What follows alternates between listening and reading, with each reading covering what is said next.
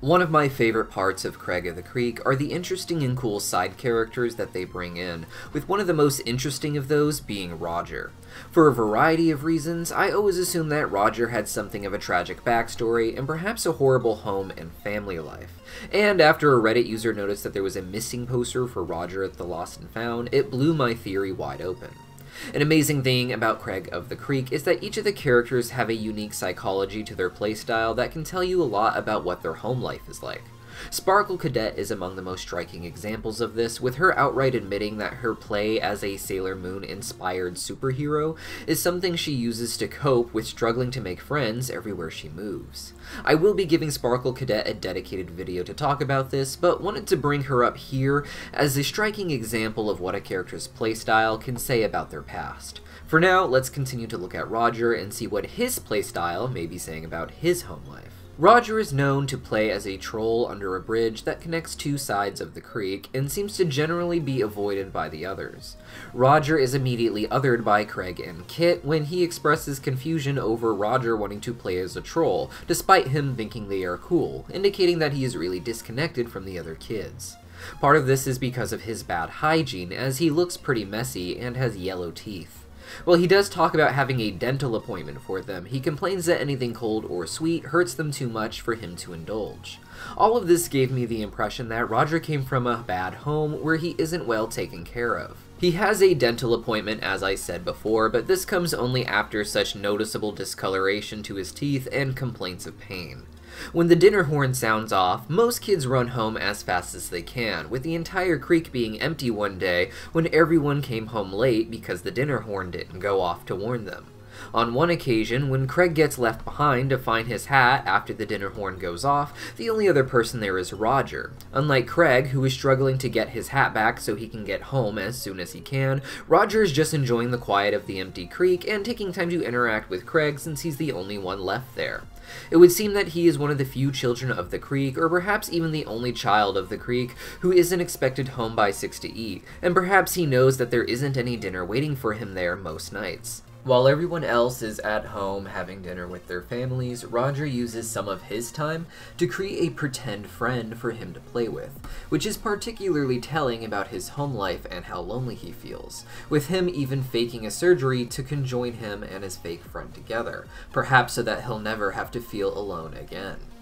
His poor hygiene resulting from this seems to lead to kids keeping their distance. To entertain himself, he had to turn to things like books, but unlike Kelsey, he focused primarily on funny jokes since he didn't have any friends to joke around with like the others.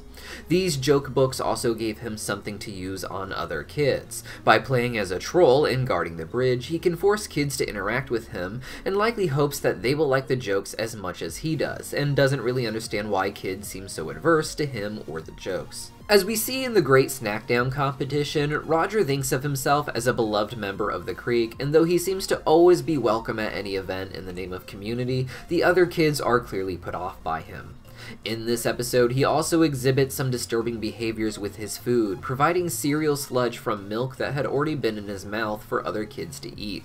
While the kids are frequently seen eating all sorts of disgusting things, and it's even the plot of an episode, even they found this realization to be pretty gross. As I mentioned earlier, a Reddit user noticed that in the recent episode where the Stump Kids go to the creek's Lost and Found, that there is a missing poster of Roger.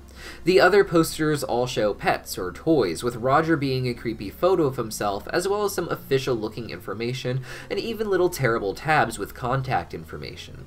While Roger seems to be extremely neglected at home, this doesn't mean that his parents would want him to go missing, particularly for any longer than an unsupervised kid might do just to go on an adventure.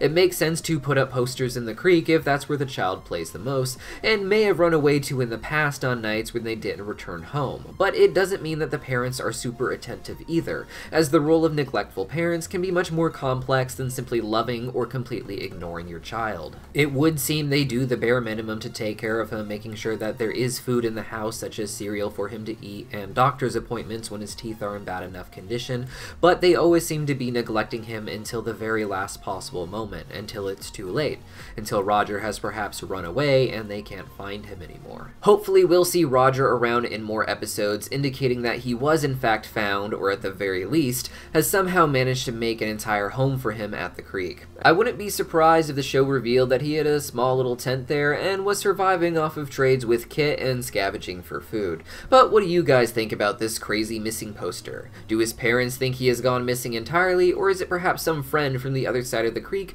who put it up after not seeing Roger for some time? Let me know your thoughts in the comments down below, and while you're down there, check out the Streamlabs link where you can get an autographed print from your favorite Craig of the Creek voice actors. We've got Philip Solomon as Craig, H. Michael Kroner as JP, Zeno Robinson as Omar, the Green Poncho, Terrence Hardy as Bryson Williams, Natalie Lander as Bridget, and Jeff Trammell as Cannonball. I bought one from the Green Poncho and JP myself. If you missed our live stream with the cast last week, I'll put that in the pinned comment as well. Sorry for the excessive noise outside right now. I had to record this while they're doing some construction, and I'll see you next time.